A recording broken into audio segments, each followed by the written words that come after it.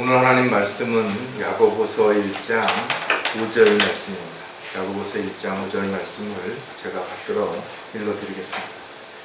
너희 중에 누가 지혜가 부족하면 모든 사람에게 아낌없이 주시고 꾸짖지 아니하시는 하나님께 구하라. 그러면 그분께서 주실 것이라. 잠깐 말씀을 위해서 기도드리겠습니다. 참으로 어리석은 저희들을 구원해 주시고 하나님의 자녀로 삼아 주시고 또 분별력을 허락하셔서 세상의 모든 것들을 하나님의 말씀을 통해 분별하고 또 하나님의 뜻과 계획이 무엇인지를 알고 주님을 기쁘시게 해드리는 주님의 도구로 일꾼으로 쓰임받을 수 있는 특권을 주셔서 참으로 감사를 드립니다. 저희들 각자가 있어야 할 자리에서 또 해야 할 일들을 잘 감당하며 주님을 기쁘시게 해드리는 아름다운 그리스도의 향기나는 삶을 살다가 주님 만날 수 있도록 저희들 눈과 같이 지켜주시고 또 필요한 모든 것들을 공급해 주실 뿐만 아니라 오직 주님만을 바라보며 또 주님의 말씀에 늘 힘을 얻고 위로와 용기를 얻을 뿐만 아니라 또 주님께서 기뻐하시는 그 일들을 통해서 아름다운 열매를 맺는 그런 간증의 삶을 살아갈 수 있도록 도와주시옵소서. 특히 저희들은 지혜가 필요합니다. 무엇보다도 위로부터 오는 지혜를 통해서 저희들이 세상과 또 세상에 있는 것들에 마음을 뺏기지 아니하고 또 헛된 것들을 자랑하고 교만하거나 자만하지 않도록 늘 섬기는 위치에서 또 종의 신분을 잃지 않는 그런 삶을 통해서 오직 주님만을 드러낼 수 있는 그런 저희들의 삶이 되도록 도와주시옵소서. 오늘도 말씀 위에 기름 부어주시고 이 말씀이 저희들에게 한 주간을 살아가는 영의 양식이 될 수 있도록 주님 복 주시옵소서. 다시 오실 우리 주 예수 그리스도의 이름으로 기도드렸습니다. 세상은 사람들의 기준에 따라서 참 다양하게 사람을 분류합니다. 잘난 사람, 못난 사람, 똑똑한 사람, 어리석은 사람, 돈이 있는 사람, 없는 사람, 능력 있는 사람, 없는 사람. 그러나 오늘 우리가 공부할 내용은 지혜로운 사람과 지혜롭지 못한 사람으로 이 세상은 나누어지는 것입니다. 그렇다면 어떤 사람이 지혜로운 사람이고 어떤 사람이 지혜롭지 못한 사람인가요? 여러분은 자신을 생각할 때 나는 지혜로운 사람인가? 아니면 그렇지 못한 것인가요?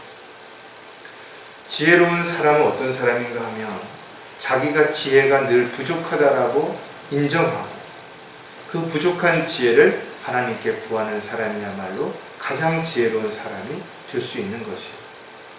하지만 자기의 얄팍한 지혜를 가지고 자기가 똑똑하거나 특별하거나 다른 사람들보다 낫다고 생각하는 사람이야말로 오히려 가장 어리석은 사람이라고 우리가 말할 수 있습니다. 여러분들이 성경을 읽어보셔서 너무나 잘 알겠지만 지금까지 태어난 모든 사람들 가운데 아니 앞으로 태어날 사람들 가운데서도 가장 지혜로웠던 사람은 바로 솔로몬 왕이라는 사실을 우리는 성경을 통해서 알 수 있는 거죠.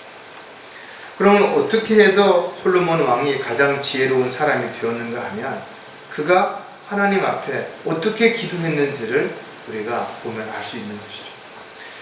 열왕기상 4장 29절 30절에 보면 하나님께서 솔로몬에게 지혜와 명철을 넘치도록 주시고 넓은 마음을 주셔서 해변에 있는 모래와 같았으니 솔로몬의 지혜가 동방나라의 모든 자손의 지혜와 이집트의 모든 지혜보다 뛰어나니라. 당시에 가장 지혜로웠던 또 그런 지혜로웠던 나라를 의미하는 이집트보다도 동방의 모든 자손들보다도 가장 지혜로운 사람이 바로 솔로몬이었다는 거죠. 왜냐하면 솔로몬은 하나님 앞에 부귀영화를 구하지 않고 오히려 지혜를 얻었기 때문에 지혜로운 삶을 살아갈 수 있었던 것입니다. 특히 하나님의 일을 하고자 한다면 세상적인 지식, 세상적인 능력, 세상적인 어떤 권력 이런 것들이 필요할 수도 있겠죠. 그러나 무엇보다도 지혜로운 사람이 반드시 되어야 되는 것입니다. 그 지혜는 세상 지혜가 아니라 위로부터 오는 지혜가 반드시 되어야 될 것입니다. 따라서 저와 여러분이 스스로를 어리석고 무지하고 부족한 사람이라고 생각을 한다면 지혜를 하나님 앞에 구해야 되는 거죠. 근데 그 지혜를 구하는 것이 결코 어렵지 않다라는 것입니다. 어떤 특별한 시간을 또 특별한 열정을 노력을 가져야만 지혜를 구할 수 있는 것이 아니라 하나님 앞에 나아가서 자신이 지혜가 없다라고 부족하다라고 하나님 앞에 구하게 되면 하나님께서는 꾸짖지 아니하시고 너 왜 그렇게 바보스럽냐 어리석냐 라고 묻지 아니하시고 반드시 지혜를 주시겠다라는 거죠. 따라서 여러분들이 지혜가 없다라고 생각했을 때 낙담할 필요가 없습니다. 오히려 나는 지혜가 부족하다라고 생각을 하게 된다면 즉시 주님 앞에 나가서 지혜를 구하면 되기 때문에 그런 것이죠.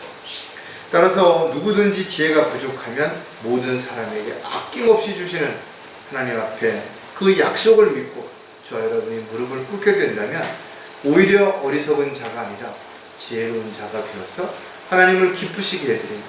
또 하나님께서 원하시는 도구로 이끄는 것 얼마든지 쓰임받을 수 있게 될 것입니다. 오늘 설교 제목은 왜 하나님의 지혜가 필요한가? 하나님의 지혜가 없이도 얼마든지 세상을 살아가는데 부족함이 없다고 생각하는 사람들은 하나님 앞에 지혜를 구하지 않는 것입니다. 구원받은 이후에도 여전히 자신의 경험이나 지식들을 앞세워서 지혜를 구하지 않는 사람들은 지혜롭게 살 수가 없는 거죠. 지혜의 근본은 무엇인가 하니까 바로 하나님을 두려워하면서부터 시작이 된다는 거죠. 세상을 사랑하는 사람은 하나님을 두려워하지 않습니다. 세상에 있는 것들을 두려워하는 사람들은 하나님을 두려워하지 않는 것이에요. 그래서 많은 사람들이 하나님의 지혜를 구하려고 하지 않는다라는 것입니다. 하지만 저와 여러분이 하나님을 알면 알수록 성경을 읽고 앞으로 일어날 일들에 대해서 알면 알수록 참으로 우리가 얼마나 무지하고 어리석은지를 알기 때문에 하나님의 지혜가 없이는 아무것도 알 수도 또 실행할 수도 없기 때문에 우리는 반드시 지혜를 구해야 됩니다. 그러나 위로부터 오는 지혜는 첫째 순수하고 그 다음은 화평하며 친절하고 양순하며 자비와 선한 열매들로 가득하고 편견이 없고 위선이 없다. 그러나 세상 지혜는 어때요? 자신의 유익을 위해서 수단과 방법을 가리지 않는 것입니다. 불법을 행하고 편법을 행하는 것입니다. 따라서 위로부터 오는 지혜가 있어야 성령께서 우리에게 값없이 주는 것들이 무엇인지를 알 수가 있죠. 하나님의 은혜가 얼마나 깊고 하나님의 사랑이 얼마나 놀라운지를 알 수가 있다는 거예요. 그런데 이런 지혜가 없으면 이것을 알 수 없기 때문에 육신적인 세상적인 것들에 마음을 빼앗긴 채 살아갈 수밖에 없는 것입니다. 따라서 우리가 복음을 전파하고 예수 그리스도를 증거하기 위해서 사도 바울은 인간의 지혜가 아니라 위로부터 오는 지혜가 반드시 필요하다. 즉 성령께서 가르치시는 그런 말씀의 능력이 아니라 자기의 지식이나 경험을 앞세워서 하는 것들은 결코 하나님을 영화롭게 해드릴 수가 없고 결국은 자기 자랑하는 자기의 의를 드러내는 결과만 가져오게 되는 것입니다. 따라서 우리는 지혜가 필요하면 하나님 앞에 구하면 되는 것이고 또 우리가 지혜로운 삶을 살고 있다면 자랑하거나 사람들 앞에 잘난 척해서는 절대로 안 되는 것입니다. 로마서에 보면 서로 같은 생각을 품고 높은 것들을 생각하지만요 낮은 데 처한 사람들과 같이 하고 스스로 지혜 있는 채 하지 말아요. 지혜 있다면 지혜롭게 처신해야지 자기가 지혜가 있다라고 스스로를 높여서 교만하고 자만한 그런 삶을 살아서는 안 된다는 거예요. 자, 그렇다면 어떤 사람이 하나님의 지혜가 필요한 것인가 이거죠. 또 그 사람들에게 지혜가 왜 필요한 것인가를 우리가 하나씩 생각을 해보게 될 것입니다. 왜 하나님의 지혜가 필요한가? 첫 번째 살펴볼 부류는 어떤 사람들인가 하면 어리석기 때문이라는 거죠. 사람들이 대단히 현명한 것 같지만 사실상 조금만 더 관심을 가지고 보면 어리석기 그지없는, 특히 하나님을 모르는 사람들이야말로 어리석은 사람들이 분명하다는 거죠. 가장 중요한 것은 스스로가 어리석은 줄을 모르기 때문에 더 어리석은 사람이라는 거예요. 자기가 어리석은 사람이라는 것을 알게 된다면 어리석지 않은 사람으로 살고자 하겠죠. 어리석은 사람들은 여러 가지 특징들이 있지만 확인도 해보지 않고 사람들을 잘 믿습니다.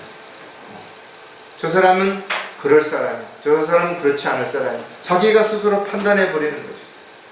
또 정말 올바른 분별력이 없기 때문에 상황 판단을 잘 못하죠. 그러니까 자기 생각 안에서 모든 것을 결정해버리는 거죠. 이해력이 결여되어 있다 보니까 다른 좀 자기보다 나은 사람들이 뭐라고 얘기를 하면 쉽게 거기에 현혹되고 끌려다니는 결과를 가져오는 거죠. 자신이 아무것도 할 수 없는데도 불구하고 늘 자기가 뭔가를 하겠다라고 열정을 가지고 그렇게 생활하지만 결과적으로 아무것도 해결하지 못하는 사람, 바로 어리석은 사람들의 특징 가운데 하나라는 거죠. 그들은 가끔은 자신이 가장 현명하고 똑똑하다고 착각하기도 하죠. 그래서 자기가 하는 것이 다 옳고 자기처럼 해야 된다라고 생각을 하는, 그래서 논쟁이 일어나고 다툼이 일어나는 그 가운데 어리석은 사람들이 자기의 고집을 꺾지 않는 이런 일들이 얼마든지 일어나는 것이죠. 또 이 세상에는 생각하는 것보다 정말 어리석은 사람이 훨씬 많은데도 불구하고 실질적으로는 그렇게 느끼는 사람들은 많지 않다라는 것을 우리가 생각해 본다면, 우리가 하나님을 알지 못했을 때의 어리석은 삶, 그리고 하나님을 알고 나서 우리가 지금 올바르게 처신하고자 하는 지혜로운 삶은 분명히 너무나 많은 차이가 있다는 것을 우리가 알 수가 있습니다. 안타깝게도 수많은 사람들이 지혜롭지 못하기 때문에 하나님께서는 이런 모든 사람들이 하나님의 지혜를 알기를 원하는 거죠. 왜 하나님께서는 어리석은 사람들이 지혜로운 것을 알기를 원하는 것인가요? 그것은 그들이 지혜로운 삶을 살아갈 수 있도록 지혜를 얻게 된다면 변화될 수 있기 때문에 그렇다는 거예요. 혹시 저와 여러분도 자신이 현명하다, 똑똑하다 착각하고 있지 않은지 한 번쯤 스스로에게 되물어보고, 또 내가 정말 지혜가 필요하다면 주님 앞에 먼저 무릎을 꿇을 수 있는 그런 저와 여러분이 반드시 되었으면 좋겠습니다. 어리석은 사람들이 가지고 있는 특징은 우리가 지금 좀 전에도 몇 가지 살펴봤지만 참 많습니다. 그러나 그 중에서 오늘 우리가 또 몇 가지를 보면, 가장 먼저 자신이 잘난 줄 안다는 거죠. 그래서 다른 사람의 훈계를 들으려고 하지 않는 거죠. 다른 사람들이 권면하고 다른 사람이 뭔가 잘못한 것을 책망하게 되면 오히려 화를 내고 너나 잘해라. 그렇게 상대방의 어떤 부분만을 가지고 오히려 자기를 더 잘난 척하는 그런 사람들이 바로 어리석은 사람들의 특징입니다. 세상에는 부자도 많고 권력을 가진 사람들도 많죠. 많은 공부를 한 지식인들도 많이 있습니다. 어떤 면에서 보면 그 사람들이 우리를 볼 때 우리가 어리석게 보여지고 참으로 부족해 보이고 많은 부분에서 하찮게 보여질 수도 있을 것이에요. 그러나 그리스도인들은 참으로 그들이 가지고 있지 않는 놀라운 것들을 너무나 많이 가지고 있는 것입니다. 가장 두드러진 부분들 중에 하나가 영원히 살 수 있는 영생을 가지고 있기 때문에 죽음을 두려워하지 않는 것입니다. 산 소망, 즉 부활의 소망을 가지고 있기 때문에 늙든지 사고가 난다 하더라도 절망하거나 낙담하지 않죠. 왜? 주님 오시면 주님의 몸과 같이 영광스러운 모습으로 변모될 것을 알고 있기 때문에 그런 것입니다. 또 우리는 세상에서는 어떤 국회의원이나 장관 한번 해보려고 엄청 애를 쓰죠. 하지만 저와 여러분은 1000년 동안 왕으로 통치할 수 있는 특권이 우리에게 주어졌을 뿐만 아니라 우리는 하나님의 자녀라는 신분을 가지고 또 새 예루살렘에서 영원히 주님과 함께 살 수 있는 모든 것들을 이미 받은 사람, 이제 곧 그것이 시행되어질 것이고 우리는 그것을 믿음 안에서 소망을 가지고 기다리고 있기 때문에 정말 구원받은 그리스도인들이야말로 이 세상 어떤 사람들보다도 복받은 사람이고 또 가장 행복한 사람이 분명하다는 거죠. 에레미야 9장 23절에 보면 주가 이같이 말하노니 현명한 자는 자기 지혜를 자랑하지 말며 용사는 자기 힘을 자랑하지 말고 부자는 자기의 부를 자랑하지 말고. 사람이 어떤 높은 위치에 또 좋은 위치에 올라가려면 시샘을 받게 되죠. 사람들에게 아주 작은 거지만 어떤 사람들은 그걸 흠집내기 위해서 온갖 방법으로 공격을 하기도 합니다. 따라서 그리스도인들은 자신의 뭔가를 자랑하게 된다면 괜히 그것 때문에 이유 없이 비난을 받거나 공격을 받을 수 있어요. 그래서 그리스도인들은 자신이 가진 어떤 것들을 자랑하고 자기가 무엇을 했다라는 업적을 자랑하는 사람들이 아니라 바로 자신의 약함을 자랑함으로 인해서 하나님의 은혜가 없이는 난 살 수 없다라고 하나님께 영광을 돌려드리는 거예요. 또 이 모든 것들이 내가 한 것이 아니라 하나님께서 나를 도구로 써서 이 일들을 이루었기 때문에 이 모든 영광은 하나님께 돌려야 되는 것이 마땅하다라고 이야기하는 사람들한테 비난을 받을 수가 없습니다. 그러나 내가 뭘 어떻게 했다라고 이렇게 이야기를 하기 때문에 문제가 되는 거예요. 성경은 우리에게 자랑하려거든 주 안에서 십자가를 자랑하라는 거예요. 주님께서 나를 어떻게 구원해 주셨으며 세상의 모든 죄인들을 어떻게 구원해 주시겠다고 하신 약속을 지키셨는지에 대한 그 선물에 대해서 자랑하라는 거예요. 이렇게 지혜로운 사람과 지혜롭지 못한 사람들은 극명하게, 지혜로운 사람들은 자신을 자랑하지 않는 오직 십자가를 자랑하는가 하면, 지혜롭지 못한 사람들은 자기의 가진 것들, 자기가 할 수 있는 한 일들을 자랑하는 이런 어리석은 결과를 가져올 수 있기 때문에 그렇다는 거예요. 따라 저와 여러분이 어리석은 자가 되지 않으려면 반드시 자신을 통해서 드러나는 모든 것들이 하나님의 영광이 되고 아름다운 간증이 되어서 주님께 영광을 돌려드리는 삶이 반드시 되어야 될 것이죠. 어리석은 사람의 또 다른 특징이 뭐냐면 하나님을 알지 못한다는 거죠. 하나님을 알지 못하는 사람들은 결과적으로는 시간이 지나고 나면 그게 언제일지는 모르지만 반드시 언젠가는 죽고 심판을 받고 지옥에 갈 수밖에 없는 거죠. 영원한 고통을 받을 수밖에 없는 것이 바로 그들에게 주어진 삶이라는 거예요. 이걸 부인할 수도 없고 이걸 믿지 않는다고 해서 결과가 달라지는 게 아니라는 것입니다. 안타깝게도 세상에는 하나님을 알지 못하는 사람들이 너무나 많죠. 살아계신 위대하신 하나님을 알지 못하기 때문에 그들은 자기 옳은 대로 또 자기가 최고라고 착각하면서 어리석은 삶을 살아가는 것이죠. 특히 그들이 하나님을 두려워하지 않는 이유는 너무나 간단하죠. 하나님을 모르기 때문에 그런 거죠. 영적인 눈이 가려져 있기 때문에 하나님을 알 수가 없는 거예요. 영적인 일들을 알 수가 없습니다. 그러니까 두려워할 이유도 없죠. 소위 하루 강아지가 범 무서운 줄 모르는 것처럼 눈에 보이는 게 없는데 무엇이 무서운 게 있겠냐라는 거죠. 그래서 그들은 눈앞에 보이는 세상에 있는 것들에 대한 것만 두려워하는 거예요. 그래서 가난해지면 어떡할까, 병이 걸리면 어떡할까, 사랑하는 사람이 떠나면 어떡할까, 이런 것들에만 두려움을 갖는 것이지 정작 심판주로 오실 그럴 주님을 두려워하지 않는다는 거예요. 성경은 한마디로 하나님을 알지 못하는 사람들을 뭐라고 말씀하고 있는가? 어리석은 자라고 표현하고 있습니다. 시편 기자는 시편 14편 1절에서 어리석은 자가 자기 마음에 말하기를 하나님은 없다 하였도다. 그들은 부패하고 가증한 일들을 행하였으니 선을 행하는 자가 아무도 없다. 어떻게 보면 세상에도 참 착한 사람들도 많이 있는 거 없고 어려운 사람 도와준 사람 많이 있는 거죠.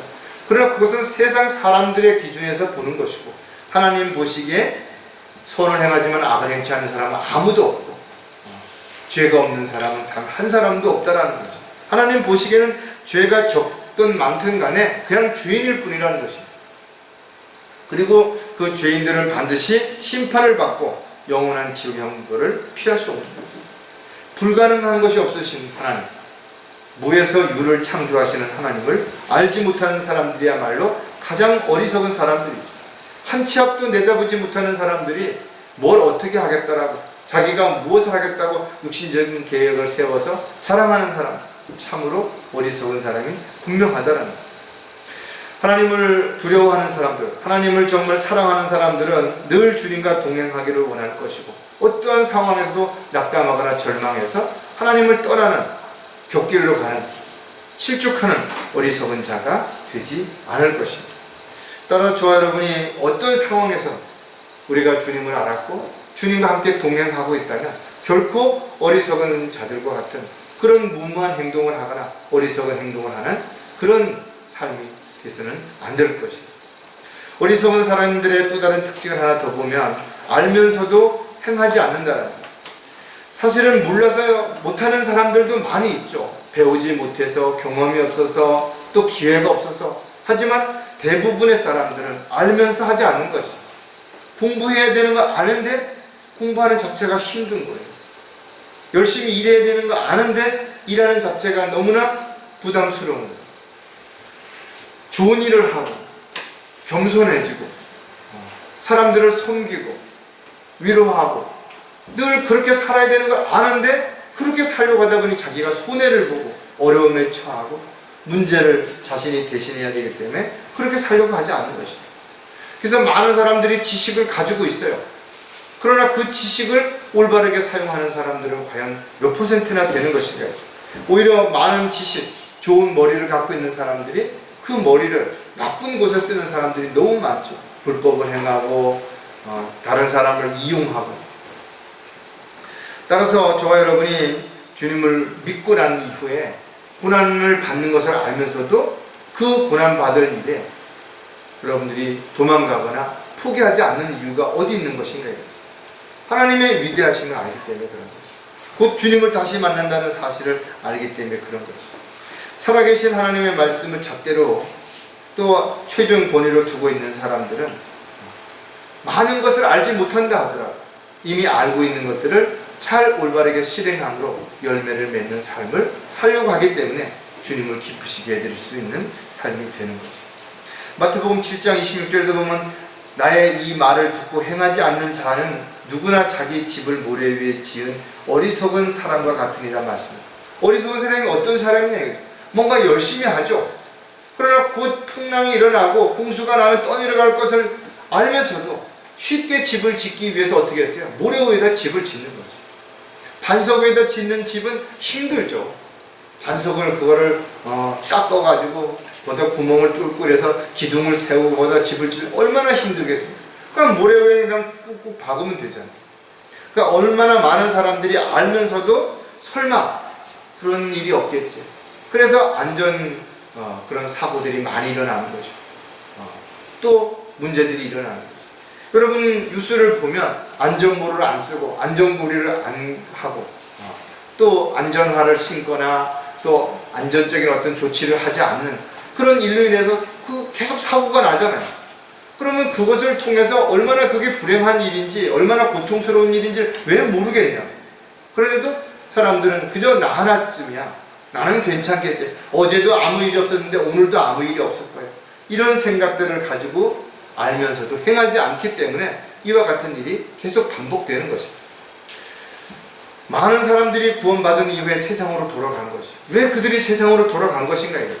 여러분 너무나 잘 아는 것이. 욕심을 버리지 못했기 때문에. 세상에 미련이 남았어. 또 주님이 오신다라는 약속을 알았음에도 불구하고 설마 그렇게 빨리 오실까? 이런 안일함 때문에 세상으로 돌아가는 것입니다.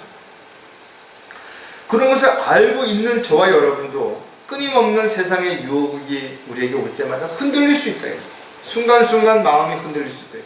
그래서 우리가 마음을 다잡고 다시 하나님의 말씀을 붙잡고 힘을 내고 이렇게 해야만 우리가 한 발씩 앞으로 나아갈 수 있는 것이고 달려갈 길을 포기하지 않을 수 있기 때문에 그런 것입니다.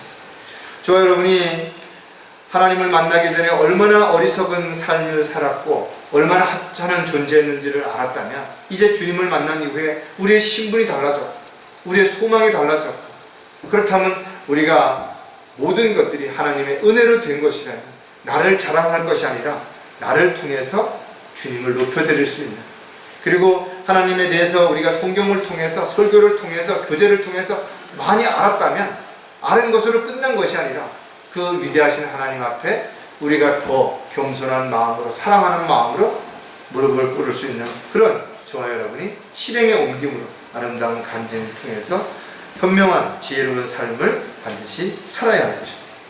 왜 하나님의 지혜가 필요한가? 두 번째 우리가 살펴본 내용은 뭐냐면 거만하기 때문이라는 거예요. 얼마나 많은 사람들이 거만하게 행하는지 모르죠. 이스라엘 백성들은 목이 고든 백성들이라 그랬어요. 하나님의 선택을 받은 그 민족들이 얼마나 특별했겠냐 이거죠. 하나님께서 그들을 이끌어내시고 이집트에서 불러내셔서 초자연적인 방법으로 양육을 하시고 구름기둥과 불기둥으로 인도하셨던 그런 경험이 있는 사람, 그 사람들이 이방인들을 볼 때 어떻게 생각했겠냐요. 유대인들이 사마리아인들을 어떻게 취급했는지 여러분 성경에서 보잖아요. 지금도 수많은 사람들이 인종차별이라든지 이런 걸 가지고 이야기하는 이유가 뭐냐면 잘난 사람, 능력 있는 사람, 키가 큰 사람, 똑똑한 사람, 돈이 많은 사람들이 자기보다 못한 사람들을 없이 여기는 이런 일들이 일어나고 있기 때문에 그런 거죠. 이것은 뭐예요? 아담의 옛 성품, 타락한 그 성품들에게 남아있는 찌꺼기라는 거예요. 오늘날 구원받은 그리스도인들이라고 해서 이 아담의 옛 성품이 완전히 없어졌냐? 그렇지 않는 것이. 이게 내면적으로 깊숙이 가라앉아 있지만 세상의 유혹을 받게 될 때, 자기가 어렵고 힘든 상황에 부딪히게 될 때 슬며시 이런 게 고개를 들어서 자신도 모르게 불법을 행하고 타협하고 이런저런 핑계와 변명을 앞서게 만든다는 거예요. 따로 자신이 남보다 더 능력이 있다든지 더 특별하다든지 더 잘났다든지 이런 생각을 갖추고 있다면 여러분 반드시 주님 앞에 자신을 자백하고 겸손하게 자신을 낮추는, 다른 사람을 나보다 더 존중하는 그런 생각을 반드시 가지고 실행에 옮겨야 된다.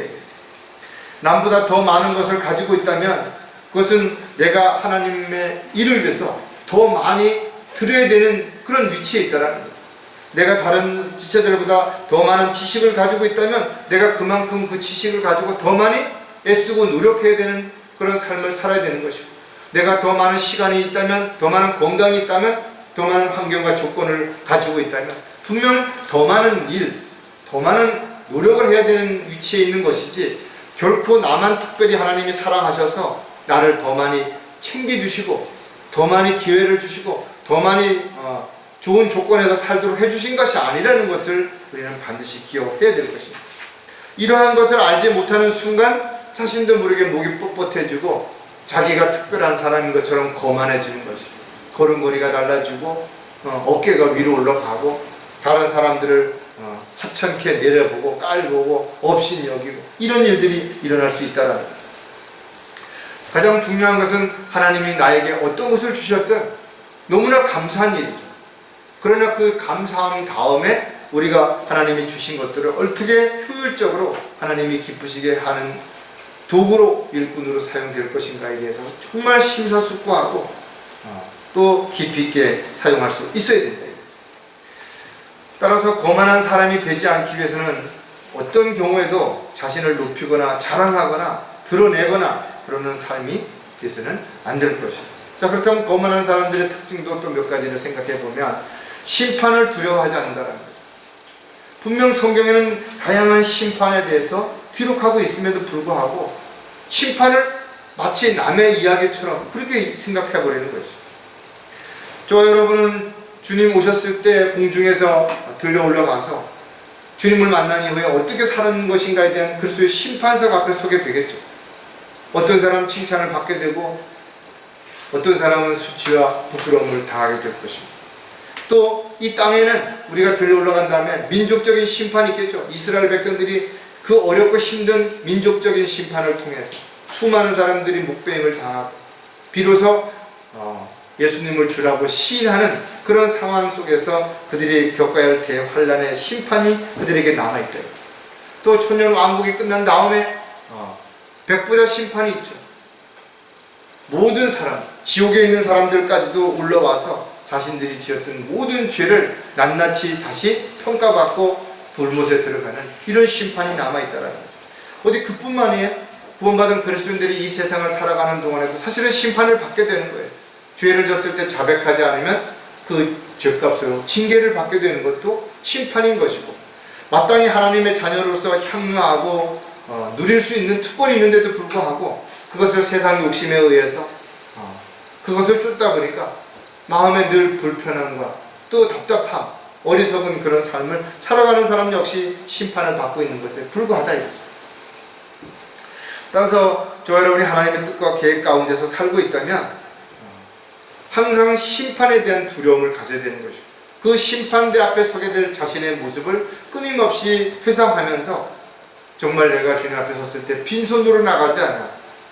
고린도전서에 있는 말씀처럼 내가 정말 주님 앞에 나는 이렇게 주님을 위해서 살았다라고 꺼내놓은 것들이 하나도 타지 않고 금이나 은이나 보석과 같이 남을 수 있는 그런 간증된 삶을 지금 살고 있는 것인가, 이런 부분들을 우리가 한번 좀 생각한다면 심판에 대한 두려움이 단지 죄인들에게 주어지는 심판뿐만 아니라 그리스도인들에게 주어지는 심판도 우리는 반드시 생각을 해야 될 것이죠.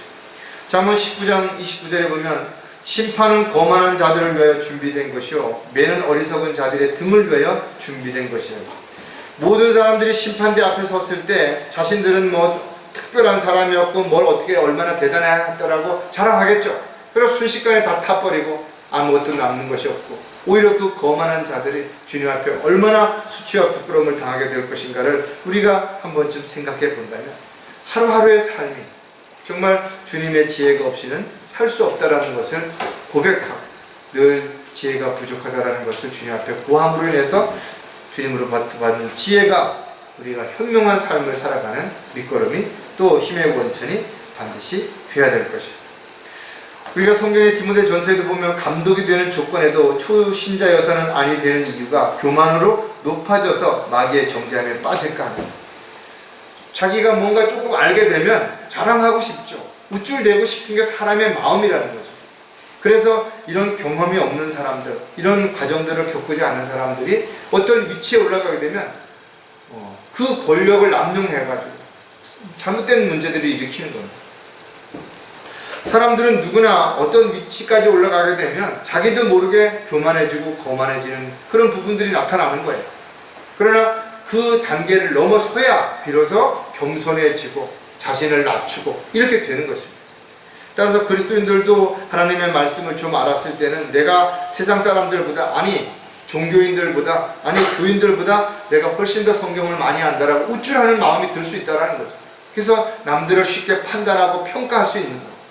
그러나 거기서 멈추는 것이 아니라 그럴 때일수록 더 말씀을 더 깊이 묵상하고 또 자신을 겸손함으로 낮출 때 비로소 하나님의 모든 사랑하는 것들을 사랑하는 마음, 남들을 더 존중하고 섬기는 자세로 귀하게 여길 수 있는 그런 삶이 될 수 있다는 거예요.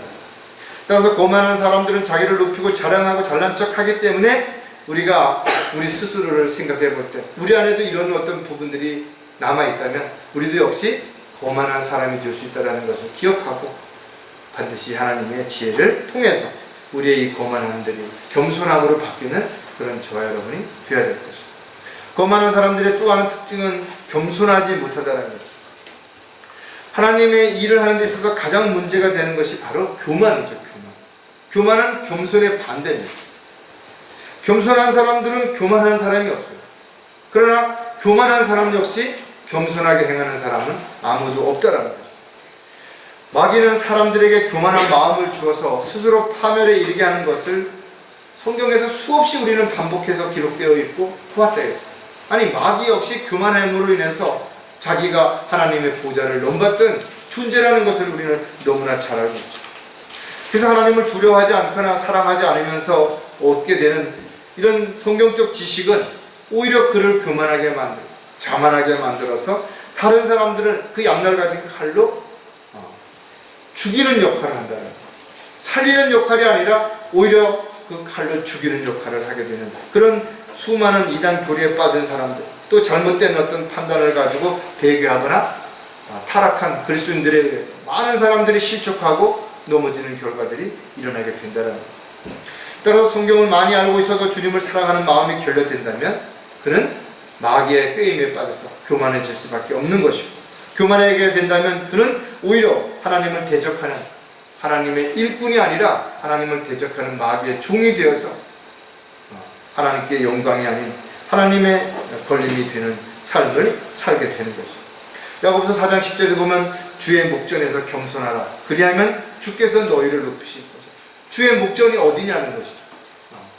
주의 목전이 특별한 어떤 장소, 특별한 일을 할 때만을 의미하는 게 아니라 하나님은 우리와 함께 계시는 거죠. 내 안에 계시고 또 나를 다 보고 계시고 나의 생각과 계획까지도 다 알고 계시다면 내가 주의 목전에서 겸손하라는 것은 언제 어디에서 있든 주님이 나를 보고 계시는 거죠. 그러면 언제 어디서든 겸손한 삶을 반드시 살아가야 되는 거죠. 베드로 역시 우리에게 그러므로 하나님의 능하신 손 아래서 겸손하라. 때가 되면 그분께서 너희를 높이시고, 주님께서 우리를 높여주시는 그날이 올 때까지 우리는 자신을 낮추고 겸손한 삶을 살아가는 것이 가장 지혜로운 삶이라는 것을 분명하게 우리가 알 수가 있죠. 특히 겸손한 사람들은 어떤 일도 다툼이나 허용을 따라서 하지 않을 뿐만 아니라 오직 생각의 겸손함으로 남을 자신보다 존중하고 자기 일만 돌보지 않고 남의 일도 돌보느니라, 이렇게 성경은 우리에게 가르쳐주고 있는 것이죠. 그러나 이스라엘 백성들이 그랬던 것처럼 에레미야 선지자는 지금도 우리에게 이런 교훈을 주고 있죠. 그들은 오늘날까지도 겸손하지 아니하며 그들은 두려워하지도 아니하고 내가 너희 조상들 앞에 세운 나의 율법과 나의 규례대로 행하지도 아니하였느니라. 오늘날도 구원받은 그리스도인들이 성경에 기록되어 있는 너무 많은 내용들을 알고 있으면서도 그렇게 행하지 않는다는 거죠. 하나님의 자녀이면서도 하나님의 자녀답게 살려고 하지 않는 것이죠. 그리스도인이면서도 그리스도인들답게 살지 않는다 이거죠. 그러다 보니까 온갖 찌꺼기들이 많은 사람들을 실족시키는, 상처를 주는 결과를 가져오게 되는 거죠. 거만한 사람들의 또 하나의 특징은 오만하고 포악하다. 거만한 사람들은 교만한 마음과 행동을 유발시키죠. 그래서 에레미야 선지자는 오 너희 바위 틈에서 거하고 산의 높은 곳을 차지한 자야, 너의 무서움과 내 마음의 교만이 너를 속였도다. 스스로 교만한 사람은 자신을 속이는 것입니다. 그래서 자기가 특별한 사람인지 아는 것입니다. 내가 너의 보금자리를 독수리처럼 높게 지었을지라도 내가 거기서 너를 끌어내리리. 오늘날 강대국에서 우주에도 정거장을 지려고 지금 그런 일들이 계속 일어나고 있죠. 바다 깊숙이 터널을 파가지고 뭔가 거기다가 하나님의 진노를 피하려고 나름대로 인간적인 방법으로는 뭔가 하겠죠. 그러나 성경은 다 끌어내리고 다 끄집어 올린다라는 거죠. 아무도 숨을 수가 없다라는 거죠. 하나님을 떠나서 어떤 것도 할 수 없다라는 거죠. 높은 자리에 있으면 더욱 힘들고 어려운 일들이 많이 생깁니다. 책임감도 무거워지는 거예요. 그런데 오히려 많은 사람들이 높은 위치에서 자기의 호의호식, 또 자기가 가진 권력을 남용해서 많은 사람들을 핍박하고 어려움을 주는 이런 어리석은 위정자들 때문에 많은 사람들이 고통받고 있다는 거예요. 이사야 13장 11절에 보면 내가 세상을 그들의 악으로 인하여 벌하며 악인을 그들의 죄악으로 인하여 벌하리니라. 또 내가 거만한 자의 오만을 그치게 할 것이요 포악한 자의 거만을 낮출 것이다.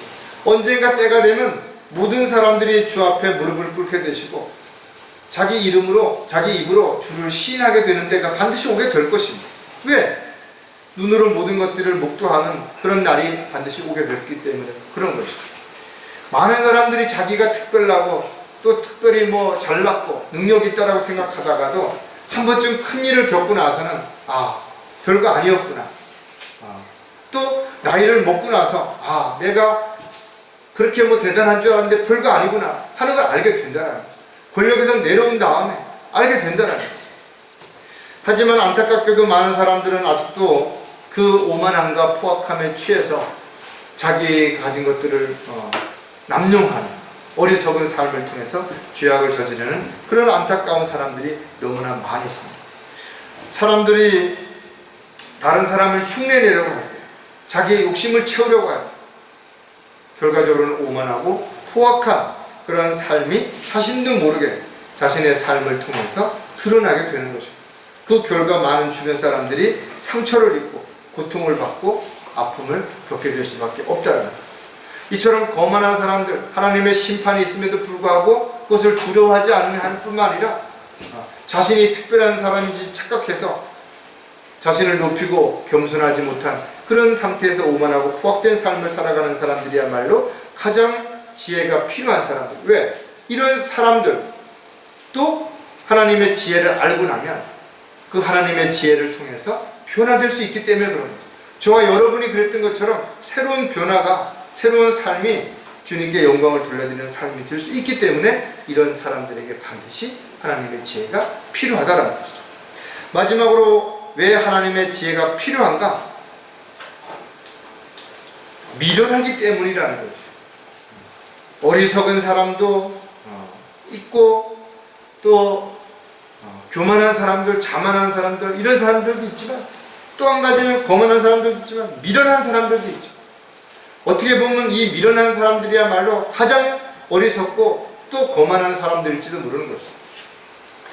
어리석은 자나 거만한 자가 지혜가 왜 필요한지를 우리가 살펴본 것처럼 여전히 미련한 자들에게도 하나님의 지혜가 필요하다. 왜? 이 미련한 자들이 하나님의 지혜를 알게 되면 부지런한 자가 될 수도 있고 겸손한 자가 될 수도 있고 온유한 자가 될 수도 있기 때문에 그런 거죠. 미련한 자들은 활발하지 못하죠. 부주의하고 자기 만족에 빠져있는 그런 사람들. 어리석은 사람들 또 거만한 사람들도 마찬가지지만 뭔가 특별한 그런 어떤 부분에 붙잡혀서 헤어나지 못하는 사람.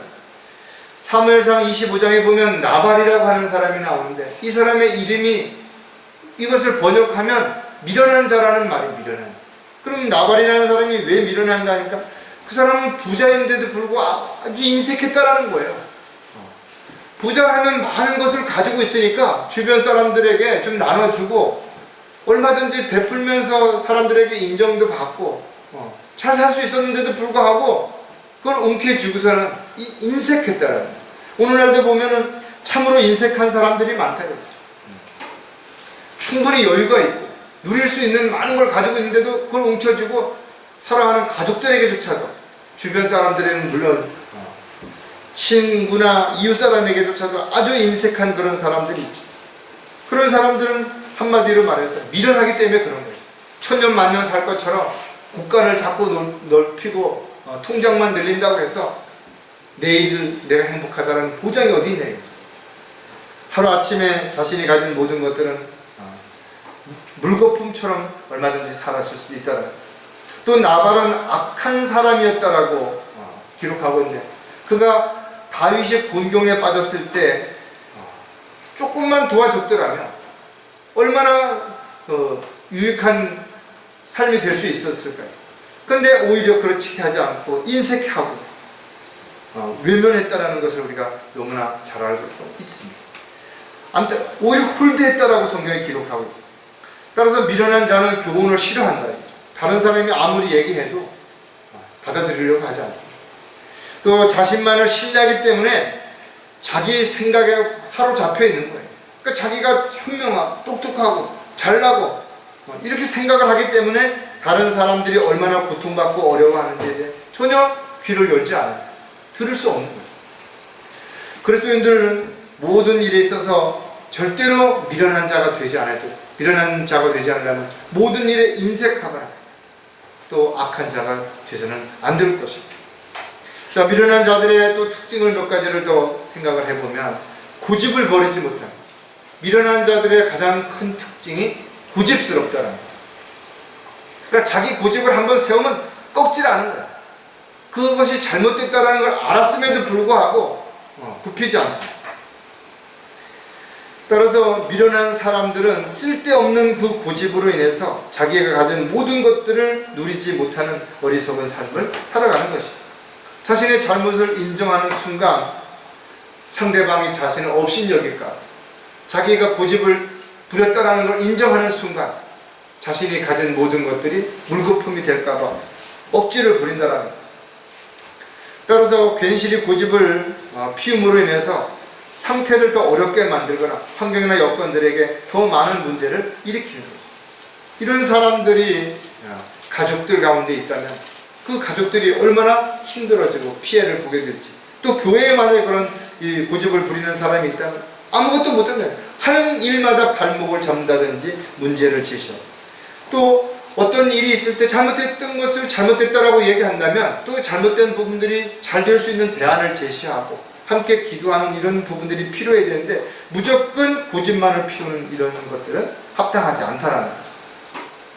따라서 그리스도인들이 하나님의 말씀을 공부함으로 잘못된 것들을 바로잡고 하나님의 뜻과 계획에 맞는 도구로 준비되는 과정에서 우리는 조정해야 될 것도 있고 버려야 될 것도 있고 또는 더 채워야 될 것도 있고 포기해야 될 것도 있고 다양한 것들이 있죠. 이런 것들을 고집 피우지 말고 순리대로 잘 받아들이고 거기에 합당하게 살아갈 때 하나님의 도구로 합당한 그런 일꾼으로 준비가 되어질 수 있다는 거예요.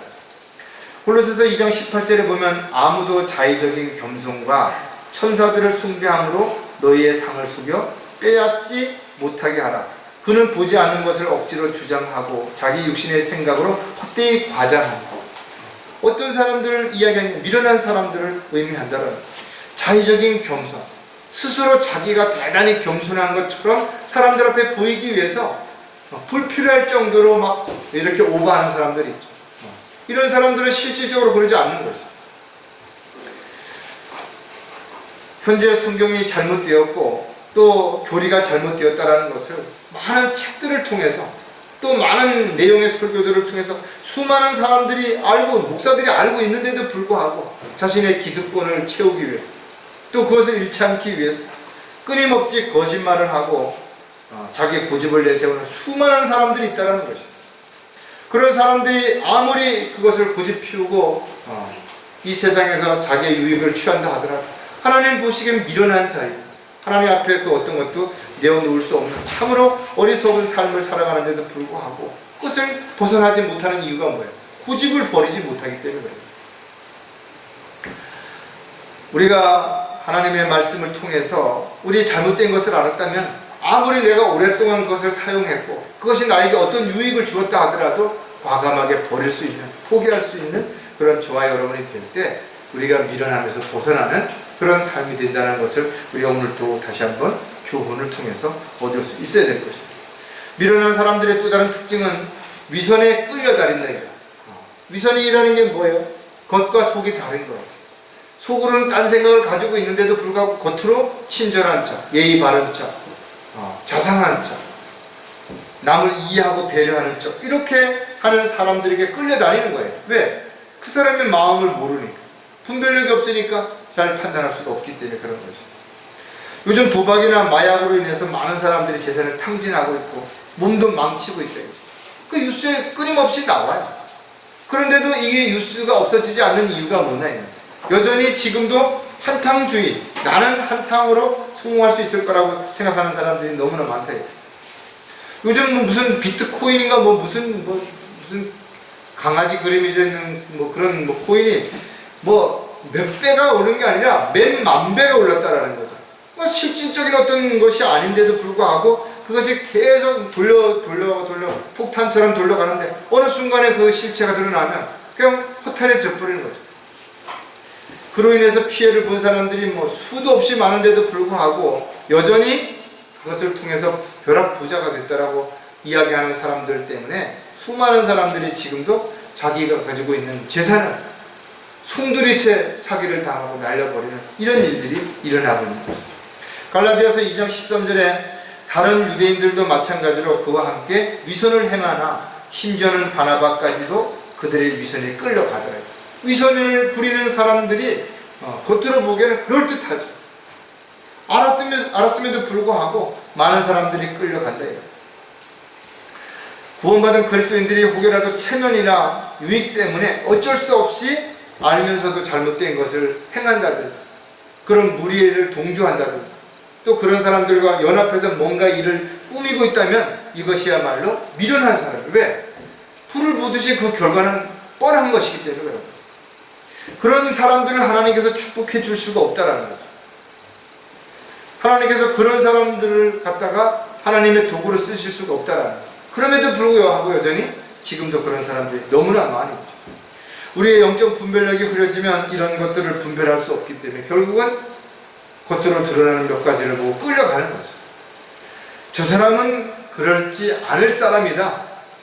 잘못 판단하고 착각해버리면 인간적인 그런 모습 속에서 사람을 신뢰해버리게 되고 끌려가는 결과를 가져오게 되는 거죠. 상식적으로 말도 안 되는 일을 하는데면서도 거짓말을 밥 먹듯 하는데도 수많은 사람들이 그것을 잘못됐다고 말하는데도 여전히 거기서 빠져나오자 그 일에 동참하고 있는 수많은 교인들이 있다.